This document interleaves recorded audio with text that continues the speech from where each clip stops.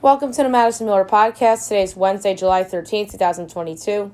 Today I'm going to recap yesterday's Major League Baseball, WNBA, Major League Soccer, and NBA Summer League games and look ahead to today's games in each sport. I'll look at the tee times and make a pick for the Open. I'll do my latest MLB mock draft. I'll go over my news and notes and best bet for the day. We'll start with Major League Baseball. We'll go over the games from yesterday and look ahead to today's games. Guardians over the White Sox 4-1 doubleheader game 1. Guardians 43 and 42. White Sox 41 and 45. Pirates over the Marlins 3-2. Pirates 38 and 50. Marlins 41 and 45.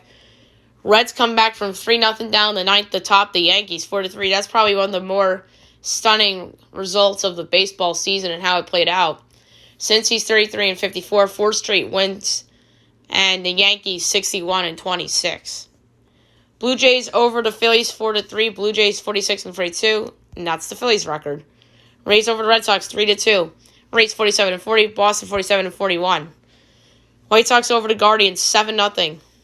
Doubleheader game 2. White Sox 42 and 45. Guardians 43 and 43. Braves over the Mets 4-1. The Braves 53 and 36. Mets 54 and 34. Brewers over the Twins 6-3. The Brewers 49-39. Minnesota 48 and 41. Cardinals over the Dodgers 7-6. The Cardinals 48 and 42. And the Dodgers 56 and 30. Orioles over the Cubs 4-2 for their 9th win in a row. The Orioles are 500 at 44 and 44. Chicago's 34 and 53. Athletics over the Rangers 14-7 and 12. Oakland 30 and 59. Texas 40 and 45. Tigers over the Royals 7-5. Tigers 37 and 51. KC 34 and 53. Rockies over the Padres 5-3. So best bet was a win. Colorado's 39 and 49. Padres 50 and 39. Astros over the Angels 6-5. Astros 57 and 29. LA 38 and 50. And the Giants over the Diamondbacks 13-0. San Fran 44 and 42. Arizona 39 and 49. Mariners Nats postponed makeup day today. So it's a doubleheader. And game 1's at 12 o'clock between the Mariners and the Nationals. It's the makeup game. Actually, no, this isn't the makeup game. The next one is. Chris Flexen and Josiah Gray are your pitchers. The favorite team here is the Nationals at minus 118. The Mariners are even money over on their 9. Overs minus 112. Unders minus 108. Mariners minus 1.5 is plus 155. Nats plus 1.5 is minus 188. Mariners favored on the run line. Nats favored on the money line. And this is about appropriate in terms of the lines, I think. So I'm going to go with the over. 12-20 of the Mets and the Braves. Chris Bassett and Charlie Morton. Braves minus 154, Mets plus 130, over under 7.5, overs minus 118, unders minus 104. Mets plus 1.5 is minus 170, Braves minus 1.5 is plus 140. I like the over. 1 o'clock, Brewers Twins. Aaron Ashby, Joe Ryan. Twins minus 126, Brewers plus 108, over under 8.5. Overs minus 105, unders minus 115. Brewers plus 1.5, minus 94. Twins minus 1.5 is plus 160. I'm going to go with the other over. So 3 for 3 on the over. Tigers, Royals. Tariq Skubal, Brady Singer. Royals minus 124. Tigers plus 106. Over under 8. Overs minus 106. Unders minus 114. Tigers plus 1.5 is minus 194. Royals minus 1.5 is plus 164. This is another over. I mean, I want to parlay these all so bad. 345, Diamondbacks, Giants, Zach Gallen and John Brebbia. The Giants are minus 126. The D-backs are plus 108. Over under 8. Overs minus 118. Unders minus 104. D-backs plus 1.5 is minus 188. Giants minus 1.5 is plus 155. This is a tough one. I kind of am feeling it a little bit. A filling out process, and I'm going to go with the under, actually. 6 o'clock makeup game from yesterday, Mariners Nats. Tommy Malone and Eric Feed. And that game is not posted yet. the Mariners are an auto bet here if the Nats are favored. Next up, you have at 6:30 the Pirates at the Marlins. JT Brubaker and Pablo Lopez. Marlins minus 178, Pirates plus 150, over under 7, minus 110 each way. Pirates plus 1/2 is minus 142. Marlins minus 1/2 is plus 118. 7's the right number for the total. The over's intriguing. But I'm going to go under 3.5 first half total runs at minus 104. This is a tribute to Pablo Lopez and the Marlins offense, which isn't good. Reds, Yankees. Mike Minor and Luis Severino. Yankees minus 335, Reds plus 270, over under 8.5, overs minus 120, unders minus 102. Reds plus 1/2 is plus 136, Yankees minus 1/2 is minus 164. Yankees got to bounce back. I'm sorry. Like, yesterday was as bad as a loss you'll see from a team that's going to win over 100 games. And listen, their 3-game losing streak exposed a ton of flaws with this team. And as presently constituted, this is an ALDS exit. I'm sorry. They have to address needs at the trade deadline. So for my pick here, I'm going to go with first half over minus 118. Mike Minor's terrible. This is a bounce back spot for the Yankee offense. Although I said that yesterday and I was wrong. Phillies, Blue Jays. Zach Wheeler and Ross Stripling. Blue Jays minus 110, Phillies minus 106, over under 8, overs minus 106, unders minus 114.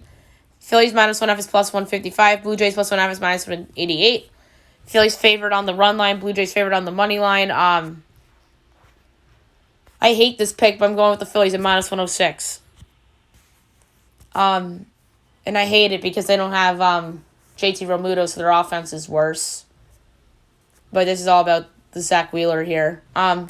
Red Sox, Rays. Rays going for the sweep. Josh Winkowski, Shane McClanahan.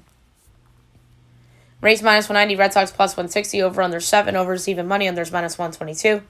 Red Sox plus 1/2 is minus 142, Rays minus 1/2 is plus 118.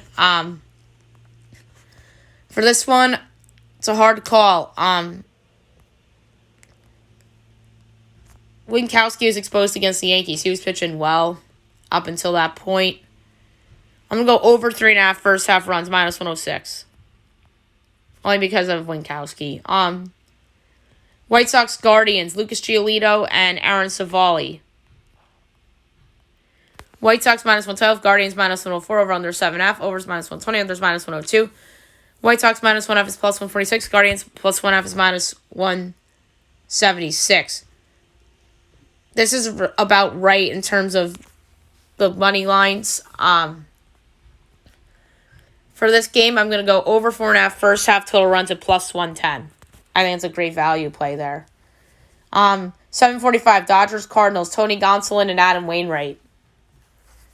Dodgers minus 154, Cards plus 130, over under 8, overs minus 118, unders minus 104. Dodgers minus 1/2 is plus 108, Cardinals plus 1/2 is minus 130.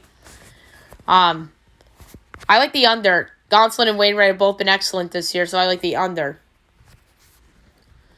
8 o'clock, Orioles, Cubs. Orioles going for 10 straight, amazingly enough. Spencer Watkins and Justin Steele. The Cubs are minus 142. The Orioles are plus 120, over under 8, minus 110 each way. Orioles plus 1/2 is minus 176. Cubs minus 1/2 is plus 146. I'm going with the over. I just can't go with the Orioles because the numbers are saying not to do so. It's a fun story, and I think the bandwagon is coming. But I like the over at minus 110. A's, Rangers. Paul Blackburn, John Gray. Rangers minus 198. Angels or Athletics plus 164, over under 7.5. Overs even money. Others minus 122. A's plus 1/2 is minus 128. Rangers minus 1/2 is plus 106. I'm going with the over. I think the over is a no-brainer. 8:30, the Padres against the Rockies, Joe Musgrove and Chad Cole. Padres minus 172, Rockies plus 144, over under 10.5, overs minus 115, unders minus 105. Padres minus 1/2 and Rocks plus 1/2 is minus 110 each way. I'm going with the under. Musgrove's been amazing this season. Cole has been okay. But this is solely because of Musgrove. I love the under. This screams like, I don't know, 6-3 Padres maybe. And 9:30 Astros and the Angels. Christian Javier and Shohei Ohtani. Angels -118, Astros even money over under 7, overs -102, unders -120. Astros +1/2 is -205. Angels -1/2 is +168. The favoritism towards Shohei Ohtani is just ridiculous at this point. And even ESPN Analytics are giving him all the love. If the Yankees continue to slide a little bit and Judge continues to slump, Ohtani could become the MVP frontrunner, especially if he pitches really well tonight and has goes on a good offensive stretch. But for this game, I'm going with the over solely because of the bullpen. So I like over 7 -102. All right, now I'll move on to the WNBA. We'll recap the games from yesterday and look ahead to the games for today. Storm over the Wings, 83-74. Seattle is 16-8. Dallas 10-13. Brown and Stewart 19 points. Sierra McCowan 18-10. Aces over to Liberty 107-101. The Aces 16-7. Liberty 9-14. Kelsey Plum 27 points. Sabrina Ionescu 27 points, 5 assists. Sky over to Dreams 90-75. Chicago 17-6. Atlanta 10-13. Kansas Parker 31-11, and Cheyenne Parker had 14. Lynx over to Mercury 118-107 in double overtime. The Lynx are 9-15. Phoenix 10-15. Aerial Powers 35 points, and Sophia Cunningham had 36 for Phoenix. And the Mystics over to Sparks 94-81. The Mystics are 15-10. LA 10-13. Elena Deladon, 26 points, and Katie Lou Samuelson, 16. One game tonight, or it's today actually, 12 o'clock on NBA TV, the Sun, the Fever from Indy. The Sun are favored by 9.5. Total is 162.5. I like the over. WNBA's have been over City lately, so I'm going with over 162.5 between the Sun and the Fever. All right, now we'll move on to Major League Soccer. We'll go over the lone game from yesterday, and today's a busy day in the sport. Austin over Houston, 3-1. So Houston actually scored the first goal of the game by Adalberto Carrasquilla in the 11th minute to give them a brief 1-0 lead. Diego Fagundes in the 15th minute made it 1-1. 57th minute, Maximiliano Urruti makes it 2-1 Austin, and then Alexander Ring in the 70th minute makes it 3-1. All right, big window for today. 7:30, you have Atlanta against Salt Lake. All right, so we have Atlanta hosting Salt Lake. Atlanta's -115, Salt Lake +250, draw +270. This is an interesting game. Atlanta 11th in the East, Salt Lake 3rd in the West. I like Salt Lake +250. I'm surprised that they're this big of a dog on the road. 8 o'clock, Chicago hosts Toronto. Two bottom of the East teams. Chicago -170, Toronto +390, draw 3-1. I like the draw at 3-1. I don't know why Chicago's that big of a favorite. DC United hosting Columbus. DC 13th, Columbus 8th.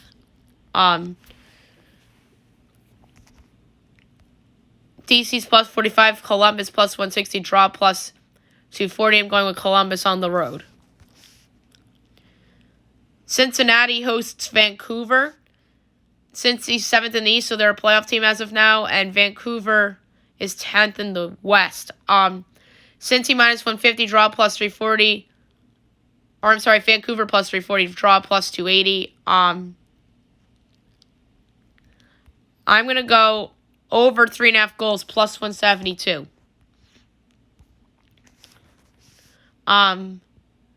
Miami hosts Philly. Philly's 2nd in the East. Miami is 10th.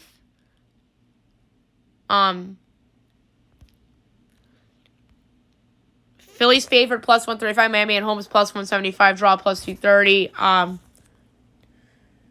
Philly's just better than Miami, so I'm going to go with the Union on the road at plus 135. Minnesota hosts Kansas City. Minnesota minus 145. KC plus 330. Draw plus 230. Mini 6th. KC is on the bottom. They're 13th.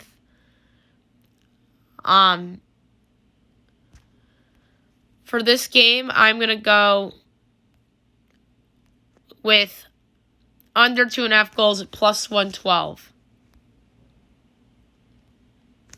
Next up is 8:30. Nashville hosts Seattle. Nashville minus 120. Seattle plus 310. Draw plus 230. Nashville's 7th in the West, and Seattle is 8th in the West, so this is a good seeding game. I'm going to go with the draw at plus 230. 9 o'clock, Colorado hosts Orlando. Colorado 12th in the West. Orlando is 5th in the East. Colorado minus 125. Orlando plus 290. Draw plus 260. I'm going with Orlando to win on the road plus 290. Also at 9 o'clock, Dallas hosts NYCFC. NYCFC 3rd in the East. Dallas is 4th in the West. So this is probably the best game on the board tonight. You would think Dallas plus 140, draw plus 160, NYCFC plus 240. I'm going to go with the draw plus 160. And last but not least, 10 o'clock, LA Galaxy hosts San Jose. Galaxy 5th in the West. San Jose is last in the West.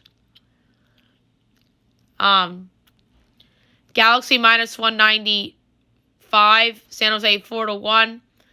San Jose's 4-1, draw plus 340. For this game, I'm going to go over 3.5 goals at plus 114. Alrighty. Now, we'll move on to the NBA Summer League. We'll go over the games from yesterday and look ahead to today's games. Bulls over the Raptors 93-83. Carlik Jones 17 points, 5 assists. Delano Banton 18 and 5 assists. Grizzlies over the Nets 120-84. Santai Aldama 31 points and 9 boards. Cam Thomas had 29 for Brooklyn. Hawks over the Heat 95-88. Tyrese Martin 21 points and Javonte Smart had 19 and 3 assists. Pacers over the Pistons 101-87. Benedict Mathurin 20 points for Indy and Buddy Boeheim 18 for the Pistons.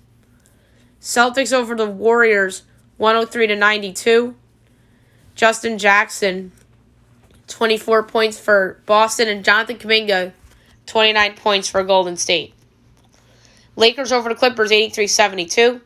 Mason Jones had 15 and 10 boards and 4 assists for the Lakers, and Brandon Boston Jr. had 15 and 9 boards for the Clippers. Suns over the Mavericks 105-78. Lewis King had 14 and 10 for Phoenix, and Jarrett Harding had 20 and 5 assists for Dallas. Right now, today's games, 4 o'clock from T&M, you have Minnie and Milwaukee.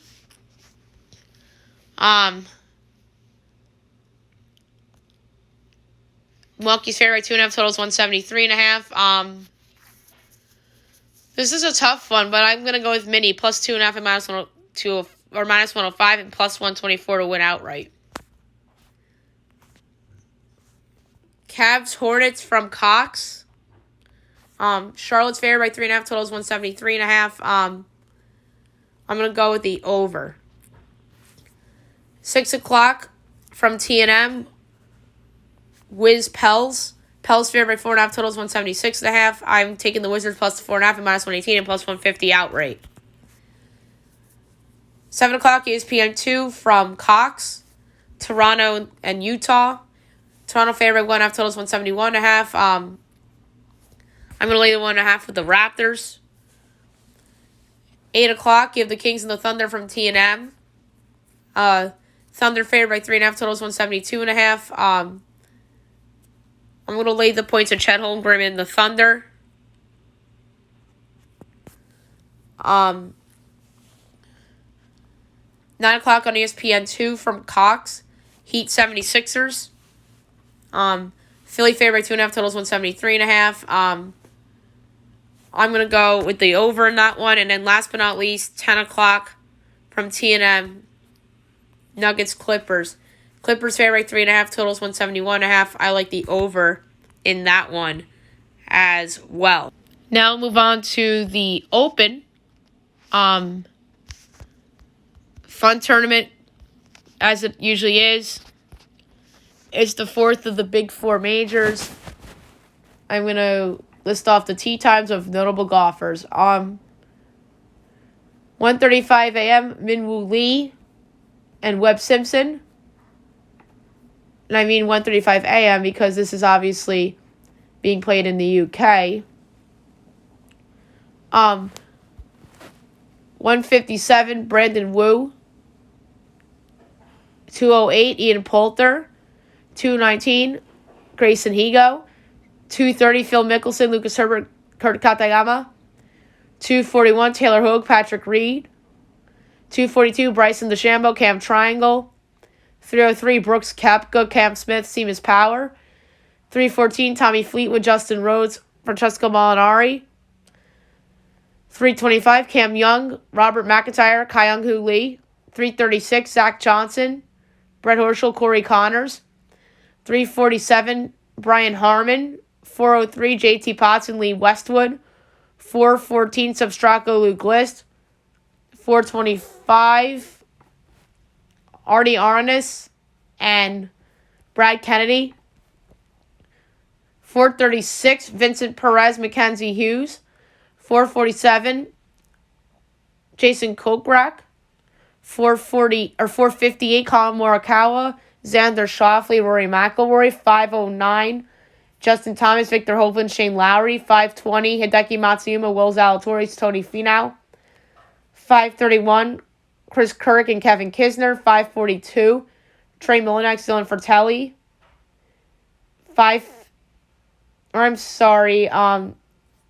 6:15, Alexander Zork. 6:47, Christian Ziedenhout. 7:20, Siwoo Kim, Aaron Weiss. 7:31, Wyndham Clark, Taylor Gooch. 7:42, Henrik Stenson, Ryan Henley. 7:53, Stuart Sink and Sergio Garcia. 8:04, Sungjae Im, Gary Woodland, Paul Casey. 8:15, Dustin Johnson, Mark Leishman, and Adam Scott. 8:26, Joaquin Neiman, Scotty Scheffler, Tyrell Hatton. 8:37, Darren Clark. 8:48, Kevin Na, Evan Van Rooyen. 9:26, Emiliano Grillo, Abraham Ancer. 9:37, Louis Olson, Harry English. 9:48, Keith Mitchell. 9:59, Matt Fitzpatrick, Max Homa, and the one and only Tiger Woods. 10:10, Jordan Spieth, John Rahm, and Harold Varner III. 10:21, Mito Pereira, Sam Burns, Patrick Cantlay. 10:32, Sebastian Munoz, C. Thiglia, and Keegan Bradley. And that's it among notables. So pick time. For the Open,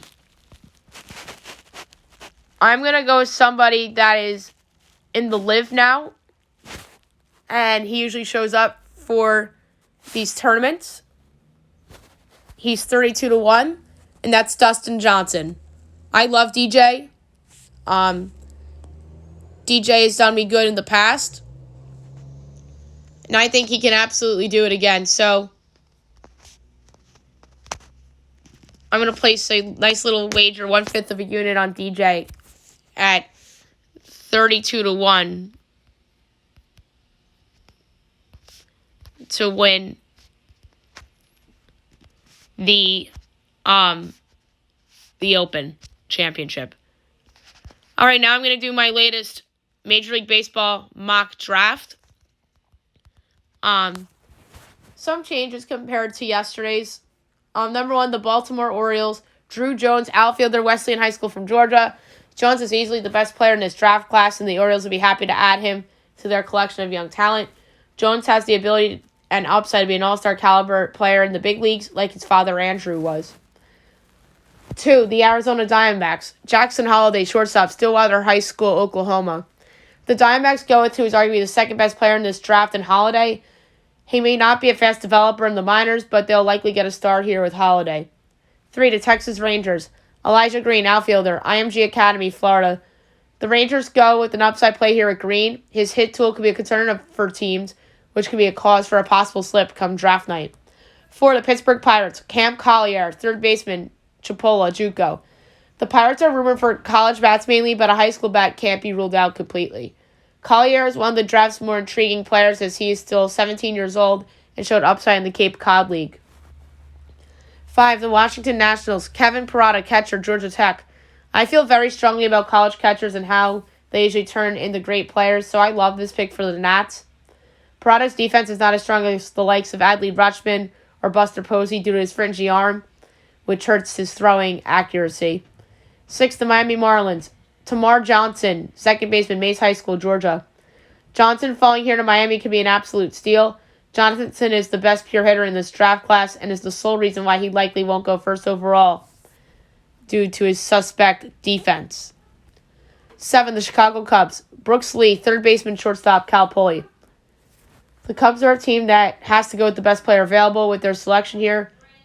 Lee could be a steal here in any other year, and he could have been the top overall pick due to his improvement the past few seasons in college. 8, the Minnesota Twins.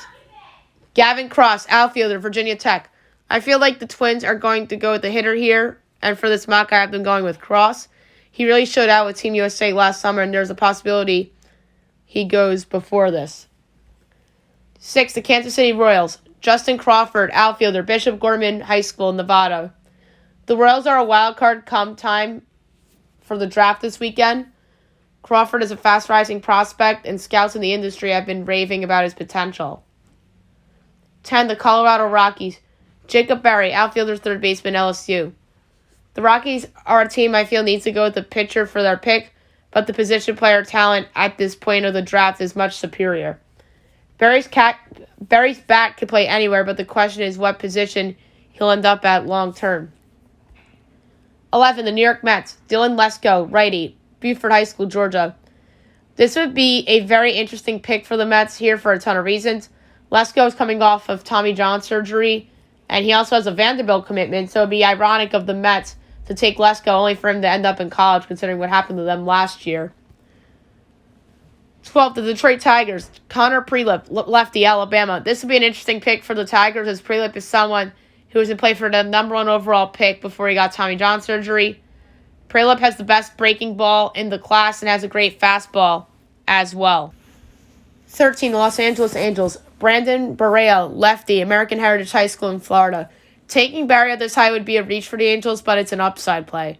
Barrea is more polished than most prep arms in this class with his 3 above-average pitches and has great mechanics. 14, the New York Mets. Jet Williams, shortstop, Rockwall Heath High School in Texas. With their second of 2 first-rounders, I have the Mets taking the talented shortstop. Williams is somebody with great speed and bat-to-ball skills, which may have him get drafted higher than this. 15, the San Diego Padres. Zach Nato, shortstop, Campbell. This would be an interesting pick for the Padres, considering they have a lot of young shortstops in their system. Despite playing for a mid-major school, Nato really proved some doubters wrong with a strong showing for Team USA last summer. 16, the Cleveland Guardians. Jace Jung, second baseman, Texas Tech. Jung will gather a ton of attention on draft night because of how successful his brother was in college. He hit to tear up the ball a majority of this past season in college and can absolutely go in the top 10. 17, the Philadelphia Phillies. Kumar Rocker, righty, Tri-City Frontier League. After failing to sign with the Mets last summer, Rocker is back in the summer's draft. I love the idea of Rocker in Philly, and he would fit nicely with their other young, talented arms they have in their system. 18, the Cincinnati Reds. Daniel Susac, catcher, Arizona. I love this possible pick for the Reds as they get themselves a solid catching prospect. Susac has a better possibility of sticking behind the plate long-term than Kevin Parada, and also has an outstanding bat. 19, the Oakland Athletics. Dylan Beavers, outfielder, California. The Athletics love taking college hitters, and here I have them taking another one in Beavers. He's a very tall outfielder and has a ton of power and has a great hit tool, although there are flaws in his swing. 20, the Atlanta Braves. Cooper Zerpe, lefty, Oregon State. The Braves are a team that usually goes with college pitchers, and here I have them taking a good one. Zerpe was one of the best in the Pac-12 this past season and could be a middle-of-the-rotation guy with a solid strikeout rate. 21, the Seattle Mariners. Cole Young, shortstop, North Allegheny High School, Pennsylvania. The Mariners are getting themselves a steal here with Young, who can definitely go higher than this on draft night. He's a great defensive player and has advanced hitting skills. 22, the St. Louis Cardinals. Robbie Snelling, lefty, McQueen High School, Nevada. The Cardinals make an interesting pick here at Snelling.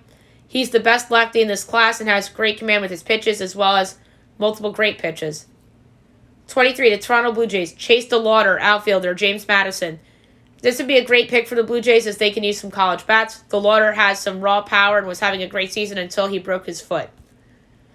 24, the Boston Red Sox. Drew Gilbert, outfielder, Tennessee. This would be a very nice selection for the Red Sox who can use some college hitters in their system. Gilbert is a safe bet to remain in center field long term, and he really put together a nice season offensively in college last year. 25, the New York Yankees. Sterling Thompson, outfielder, second baseman, Florida. A hot rumor as the draft approaches is that the Yankees are looking at college bats and outfield in particular. Thompson is one of the more accomplished hitters in this draft class and perhaps one of the safest bets as well. 26, the Chicago White Sox. Gabriel Hughes, righty, Gonzaga. The White Sox have a super thin farm system, so they should go with the best player available. Hughes has two outstanding pitches with a slider and fastball, but he slumped down the stretch, which made his numbers look shoddy. 27, the Milwaukee Brewers. Jordan Beck, outfielder, Tennessee. The SEC produces a ton of talent each and every year, and here the Brewers take one that they can use. Beck has some raw power, but like most power hitters, he has holes in his swing. 28, the Houston Astros. Max Wagner, third baseman, Clemson. The Astros are a little bit of an unknown heading into the draft. Wagner is a fast riser as his analytical stats are good and has hard hit ability. 29, the Tampa Bay Rays. Tucker Toman, third baseman, Hammond High School, South Carolina. The Rays are another team that likes to go with upside, but always likely to be a safe with their picks as well. Toman is not super athletic, but could also slide at left field and has a strong arm as well as a solid bat. And number 30, the San Francisco Giants. Cade Horton, righty, Oklahoma. The Giants are a team that can use some pitching in their farm system, and here they land an interesting one. Horton lacks a track record considering he had Tommy John surgery, but he really boosted his stock after the team's college World Series run. So there you have it for the mock draft. Now I'm going to go over the latest news and notes. So today's going to be the start of NHL free agency. I apologize. I did not do off-season predictions for hockey because this was a little bit of a more difficult one to project. But there were some re-signings last night. No bigger than Evgeny Malkin re-signing with the Pittsburgh Penguins, 4 years, about $24 million. Pittsburgh had to do this. I mean, they had to. They didn't want history to repeat themselves because they let Jaromir Jagr walk many moons ago. So they bring back Malkin. They bring back Letang.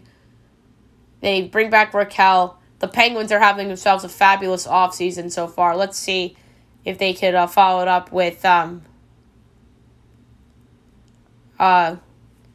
more moves here. Evander Kane resigns with the Oilers. Oh my God, I do that all the time. Orioles, Oilers. So Kane back to the Oilers, 4 years, $20 million. So good on the Oilers for bringing him back. He was a good contributor to them. And there's indications, according to Molly Walker, is that Vincent Trocheck will sign with the Rangers. That would be an excellent signing for them. Excellent. Like, he's an upgrade over Ryan Strome, and you could argue he might be an upgrade over Andrew Kopp even. But Trocheck's a good face-off player. The Rangers need those types of players. Excellent if they were to sign him. And I was having a conversation with our friend of the show, Derek, who brought up Trocheck to me as a possibility and how he would like that. So that would be an excellent signing if that were to happen. The Senators are favorites for Claude Giroux. Senators have a ton of cap room. They're going to make some moves. And the Oilers are nearing a deal with former Leafs goaltender Jack Campbell, which would be a nice signing for the Oilers. And there's no bigger name on the free agent market than Johnny Gaudreau, who will test free agency. We'll see if he ends up with the Devils, the Flyers. There's talks about the Islanders getting him. Part of me thinks that this is a Senators overpay or somebody weird like the Minnesota Wild.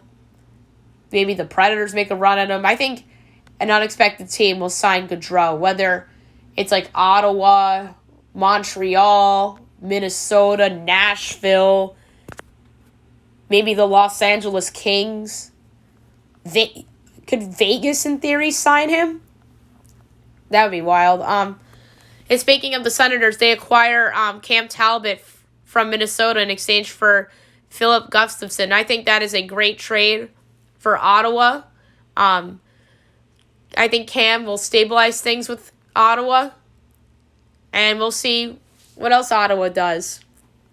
But the funny thing about Gaudreau is that the Flames gave him a massive offer, 8 years over $10 million per year, and he obviously declined it. I know people are saying it's not because of money. It clearly is because of money.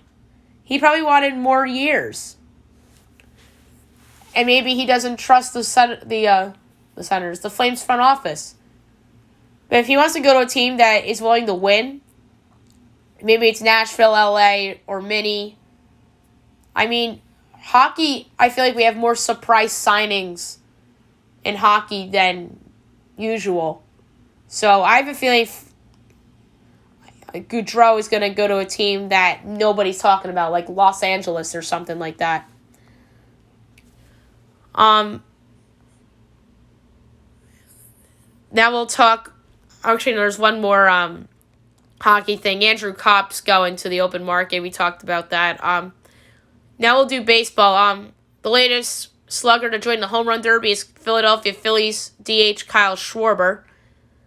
So that is a good ad for that. Derek Jeter was hurt by Alex Rodriguez as he felt A-Rod was not a true friend after he made comments about his leadership in a 2001 interview. I can't wait for the Captain series. That's going to be so exciting. I'm probably going to have some guests on for that because it's obviously the Yankees and Jeter. It begins July 18th, so it's going to be a lot of fun and going to be sort of reminiscent of The Last Dance in a way in terms of a popular documentary and probably next week is when I'm going to start having guests on to recap these episodes. And Aaron Hicks left last night's game with a right shin contusion. They probably still would have lost last night's game. I mean, there's a lot of reasons why they lost, and there's no bigger than the fact that they couldn't get a big hit when it mattered against inferior pitching. A lot of basketball stuff going on. Adam Silver talked about Kevin Durant's trade request. He's not a fan of players demanding trades and will address topic during upcoming labor talks. So that's interesting. The Milwaukee Bucks extended Pat Connaughton 3 years, $30 million. So that's an important piece for the Bucks to keep that core together. Speaking of the Bucks, Chris Middleton had wrist surgery and is expected to be back near the start of the regular season. Hopefully he's back for that.